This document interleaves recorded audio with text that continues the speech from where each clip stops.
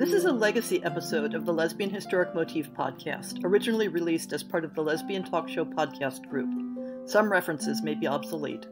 The show looks at lesbian-relevant themes in history and literature, has interviews and discussions about current historical fiction with queer female characters, including fantastic versions of the past, and presents new original historical fiction for your enjoyment.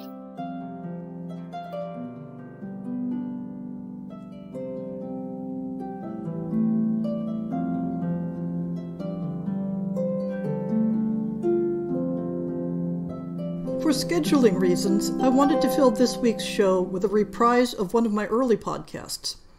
And when I thought about it, the perfect choice was this show about two Civil War-era black women that I mentioned during the interview with Penny Micklebury last week. If you've never listened to it before, I hope you enjoy it. And if you've been a follower of the podcast since those very first episodes, I hope you like it as much this time as you did the first time.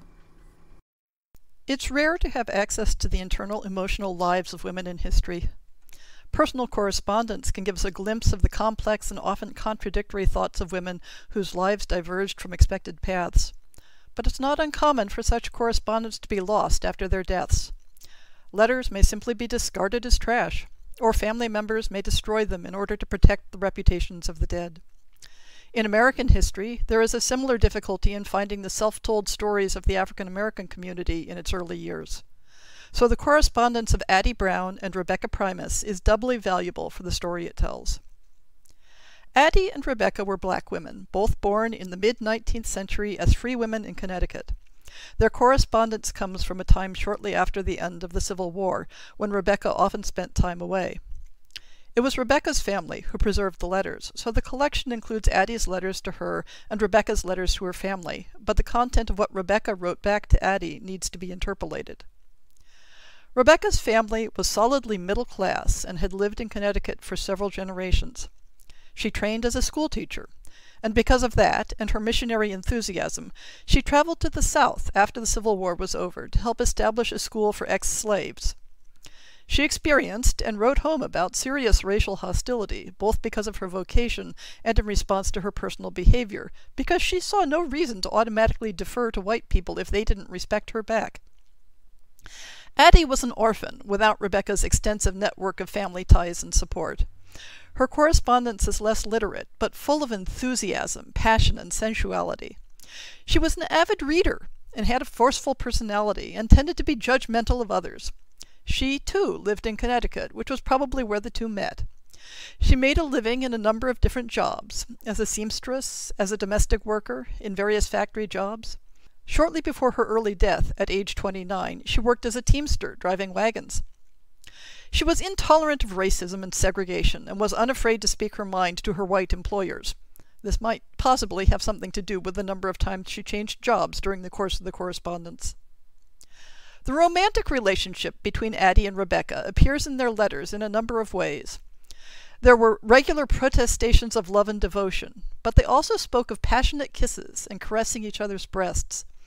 The letters also give clear indications that the relationship was felt to be in competition with potential heterosexual relationships. The mid-19th century is typically thought of as a time of romantic friendships and Boston marriages. And much of the language that Addie and Rebecca use is similar in flavor. In fact, they discuss the white literary depiction of romantic friendship in their letters, comparing their devotion to that described in Grace Aguilar's novel Women's Friendships. Some historians, such as Lillian Fatterman, take the position that these relationships were romantic, but not physically erotic.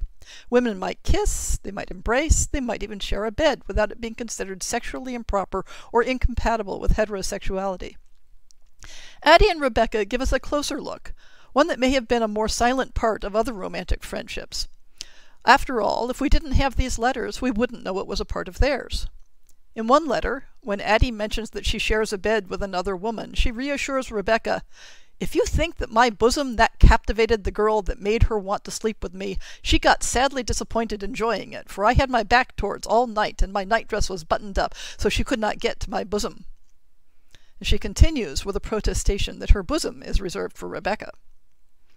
Rebecca must have regularly expressed jealousy of women that Addie shared living space with. Addie writes that she has no desire to be kissed by anyone else, saying, "No kisses is like yours." She also says, "I imprint several kisses upon your lips and give you a fond embrace." And later, "I wish that I was going to sleep in your fond arms tonight." Interestingly, Rebecca's family and their community appear to have recognized and supported the special nature of their relationship, although sometimes with ambivalence. On one occasion, when Addie visited Rebecca's family while Rebecca was away in the South, she reports that Rebecca's mother told another visitor that, quote, "if either one of us was a gent, we would marry." Addie was quite happy to hear that. Addie felt comfortable talking about her physical longing for Rebecca to friends and family, and that she wished for her embrace in her return. Both women were also courted by men, and that provides a chance to see how they thought of the parallels with their own relationship. Addie writes, "Oh, Rebecca, it seems I can see you now casting those loving eyes at me. If you was a man, what would things come to? They would come to something very quick." And later, "What a pleasure it would be for me to address you as my husband." When Addie mentions a male suitor, she notes that although she loves him, it's not passionately. On other occasions, when she mentions attractions to men, she always compares her feelings to those she has for Rebecca. At times, these mentions seem intended to provoke jealousy. Addie seems to have had fewer occasions to experience jealousy of Rebecca's other connections, though she once writes that she dreamed of seeing Rebecca caress another woman and spoke of how bad it made her feel not to be the object of those caresses. When Addie wrote more seriously about contemplating marriage to a man, it was in the context of economic security. On one occasion, when asking Rebecca how she would feel about marriage for those reasons, she says, "Rebecca, if I could live with you, or even be with you some parts of the day, I would never marry." But this was at a time when Rebecca was living elsewhere, and the two were unlikely to be able to set up a household together. Over the course of their correspondence, the language gradually shifted to calling themselves sisters, but even this is ambiguous. Addie sometimes signed her name using Rebecca's surname. Addie did marry a man eventually, after flip-flopping several times, but died of tuberculosis 2 years later, at the age of 29. At some point after that, Rebecca married. She married one of her co-workers at the school where she was teaching in Maryland, and she survived to the age of 95.